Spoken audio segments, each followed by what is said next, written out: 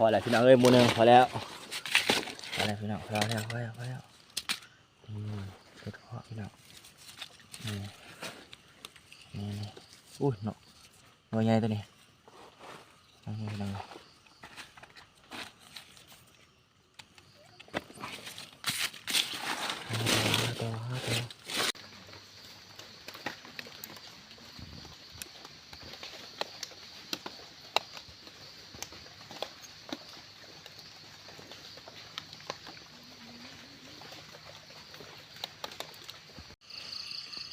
กราบสบายดีและสวัสดีพี่น้องเมื่อสุขุสุขคน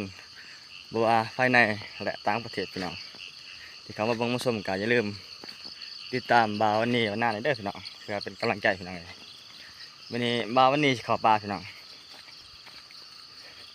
กับปลาหาเห็ดพี่น้องเลยหาเห็ดเพาะหลังจากที่ว่าฝนตกมาแล้วคืนนี้ฝนตกเมื่อคืนเมื่อมื้อเลยวันนี้บางทีเห็ดเพาะออกก็มีพี่น้องกับปลาเห็ดพี่น้องเลยลามานก็จะได้ออมกินช่วยพี่น้องต้นตกแห้งไล่นี่ขึ้นนี่ไปพี่น้องเลยปลาเห็ดพร้อมกันพี่น้องย่างก่อนนะไปอย่าไปทันเขา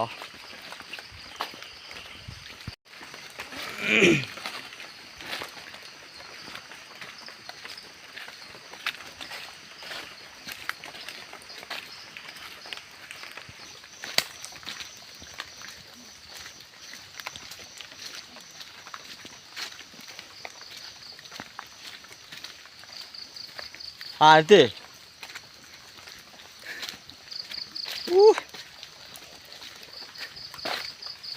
อยากไหวขนาดนออยากประทันเฮ็ดหนูวะ อยากข้าก่อนอยากประทันเขามีป่ะเม็ดพนวยบ่ ไปซ้อมทำหน่วยนุ่นหน่วยยังก็ยังเต็มบ่ใช่ใช่มือออกดิโอ้หน่วยยังเติบไม่ได้พี่น้อง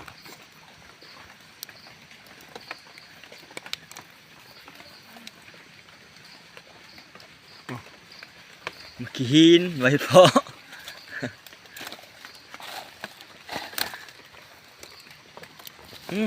แทงปอก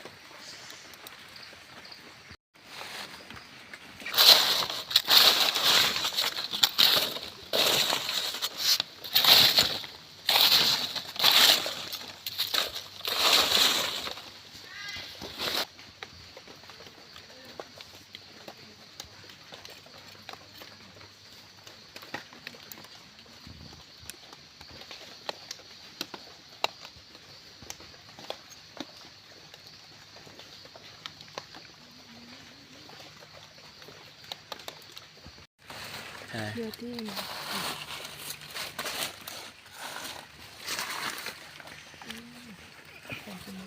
เขาก็พบเกิด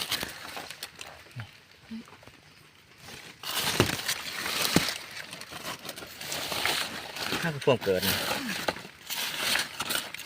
คนหัวปีมันก็พบเกิดแบบมัดพอแล้วพี่น้องเอ้ยหมูหนึ่งพอแล้วพี่น้องพอแล้วเ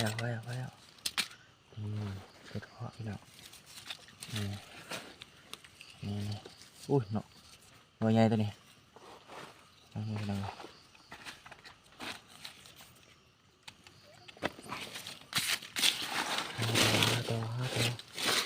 โอ้ยมีแต่2 หน่วยเลย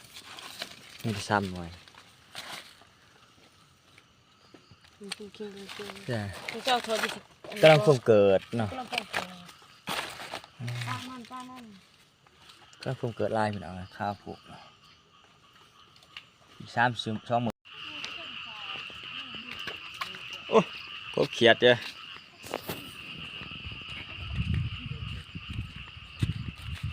เข้ามาเอ้าลอง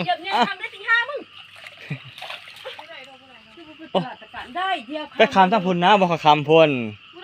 ตัวนี้ยังหายกลัว ยังไงเดือดสุด ไปคำมันคอยพน จะเอามีอะไรจะได้ยะ เนี่ยมา ไป ก็พี่ก็เป็นใบ มูเม่ โอ้ พี่เขามาทำไมพี่ จิบผ่าก บเขียดต้นตุ้มอยู่เขามา ผมมาจับมือผู้นี้ยังเอาโทรศัพท์ไปกู จับจิบอีสังกาย่านนับยาน โอ้ไปได้บ่น มันชุดนี่ รูปตัวนี้จะควายนี่จะควาย ตอนนี้ เอาตัวนี้ตี ตะขี้ลาย ตายแล้วเถอะมูจักอาเมีย เอาจระเข้เองมาเอานี่จะขอยนี่จะขอยมาแล้วก็มาขอนิติโอ้ยาบรรยากาศกลางทงพี่น้องเอ้ยหลังฝนตกคืนนี้โอ้อากาศสมเย็นดีมารอหาเก็บเห็ด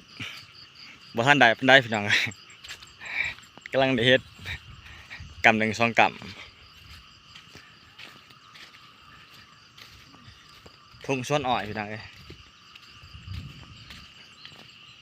เย็นดีนะอากาศ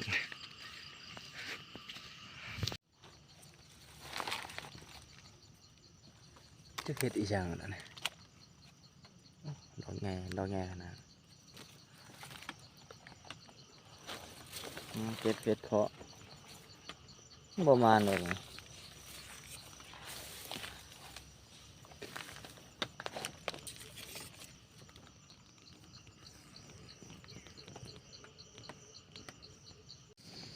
มานปะยะ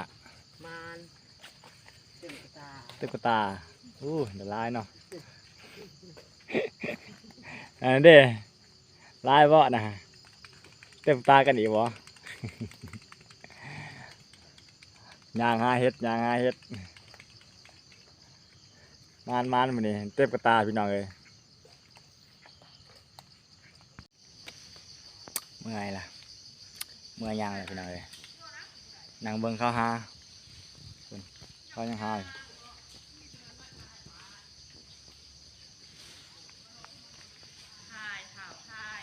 นั่งเบิ่งเขาหาเมื่อยไล่ล่ะ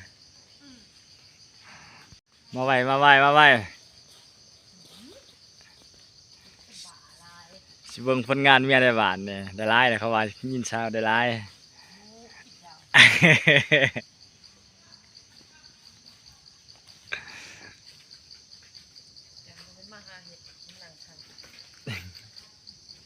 เมื่อยห้าล่ะ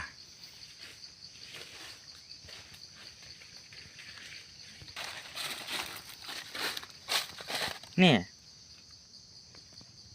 จุดไหนลายบลายรีดรับซองปอง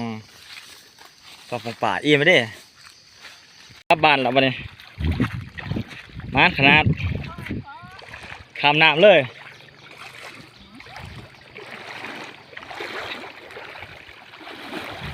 โอ้ระวังลมด้วยเยอะน้ำนี่เบิ่งคือว่าน้ำหมาเนี่ยได้แต่ไล่กับหมูหันแบงกันเด้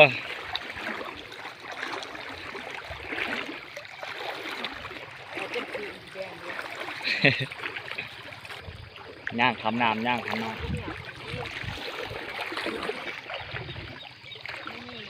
คำน้ำเมื่อบานไม่มีเหือ ให้หัวหน่อย เพื่อด้วยชั้นบ่คำ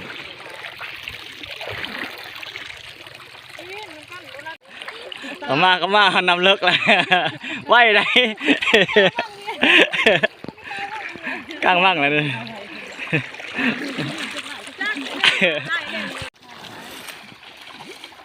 หอดพังแล้วเกิดนำชูไร